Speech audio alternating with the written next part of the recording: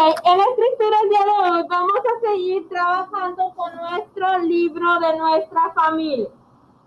Vamos a seguir escribiendo nuestro libro de nuestra familia. Acuérdate que en la portada de tu libro debes de tener: mi familia se compone de...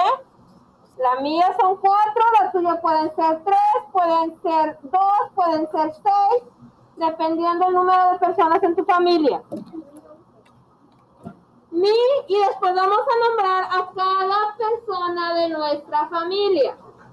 Aquí mis días nombró a su esposo, hija, hijo y ella misma.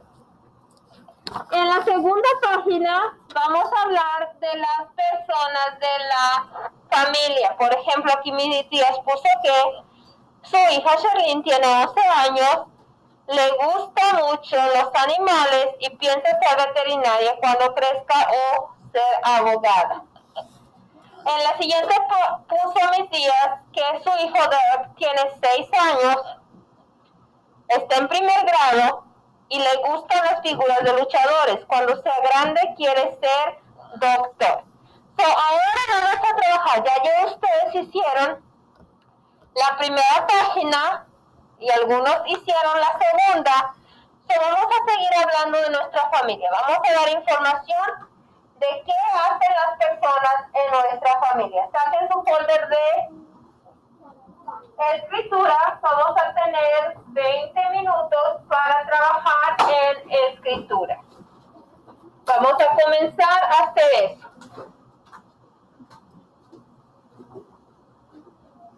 Okay, now we want to talk about this book, and let's see what this book is going to talk to us. This is to talk about the Egyptian, and it's a writing in Egyptian. Once in a while, Mirit accompanied her. Before we start, I want you to put attention to this book. Remember, this book is for your English test. If you don't put attention, you're not going to be able to know what is going on the book. So put attention. Father while he went fishing. Late one night, Mirit and her father returned from a long day of fishing on the Nile River. They were both exhausted from being out in the hot sun all afternoon and relieved to be back on the banks of the river. Mirit's mother was waiting for them along the shore. When she saw Mirit, she scooped the tired girl up and gave her a huge hug. I will sing you your bedtime story as we walk home, my child, she told Mirit.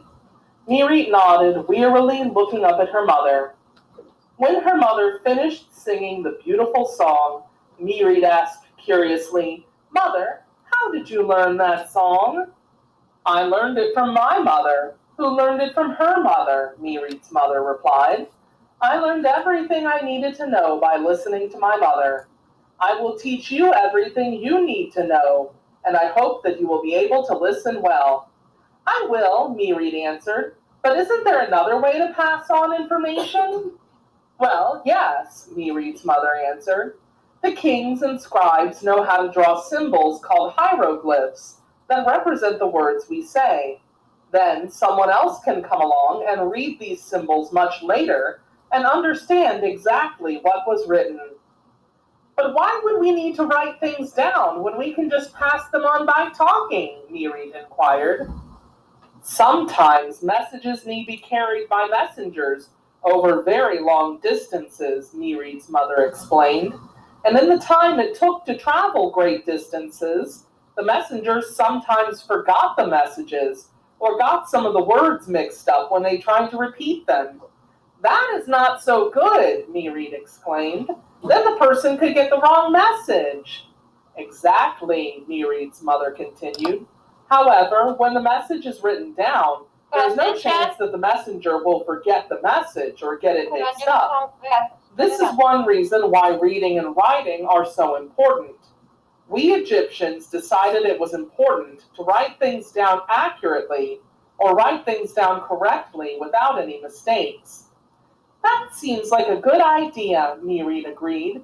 So writing things down using symbols helps messengers deliver the correct message. But are there other things that writing is used for? Many things, Mirit's mother said. Writing is used so that the important things that happen will be remembered for a long, long time. It is how we can look back and remember things that happened before you and I were even alive. Wow, Mirit said in amazement. Her mother continued, so we write to record our history or things that happened in the past, but we also use it to write down laws that everyone should follow. We use these symbols to write down stories, poems, and even songs. Like the beautiful song you always sing to me, Mother? Mirit inquired. Yes, the song that I sing to you every night has been written down so that it will be remembered forever, Mirit's mother answered, smiling. That is good, Mirit said. I like that song.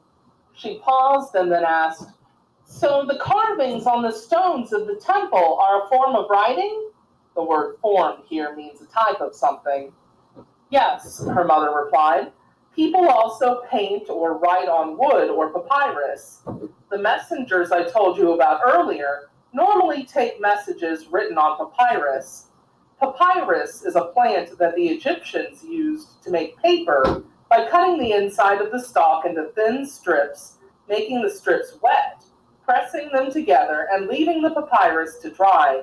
This forms a smooth writing surface. Well, I imagine that a stone would be quite heavy to carry, Mirit laughed.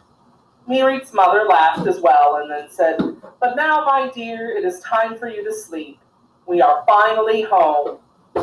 Will you sing my song one more time? Mirit asked as they went inside. Mirit's mother nodded and then began singing. Before she was even done, Mirit was fast asleep. Mirit's favorite song had been written down using hieroglyphics, the ancient Egyptian way of writing. Even though Mirit is a character in a made-up story, hieroglyphics were real in ancient Egypt. In ancient Egypt, kings, scribes, priests, and craftsmen were some of the few people who understood the meanings of the symbols. These hieroglyphs, or single pictures and symbols, were used instead of the letters and words we have in our language to communicate and write down important messages, laws, songs, stories, and prayers so that they would be remembered for many years to come. It wasn't until hundreds of years later that the name hieroglyphics was given to this form of writing. Okay, so what the book is talking about? What is teaching us? About what?